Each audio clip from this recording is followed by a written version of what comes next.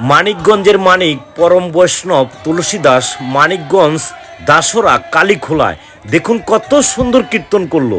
আপনার ভিডিওটি শেষ পর্যন্ত দেখুন আর পরম বৈষ্ণব তুলসী দাসের কীর্তন শুনুন। দেখুন উনি কত সুন্দর কীর্তন করলো, আবার উনি নিজেও খোল বাজাবে। আপনার ভিডিওটি শেষ পর্যন্ত দেখুন আর দেখুন ইনি হচ্ছেন পরম বৈষ্ণব তুলসী দাস। হরে কৃষ্ণ। তো আপনার ভিডিওটি শেষ পর্যন্ত দেখুন।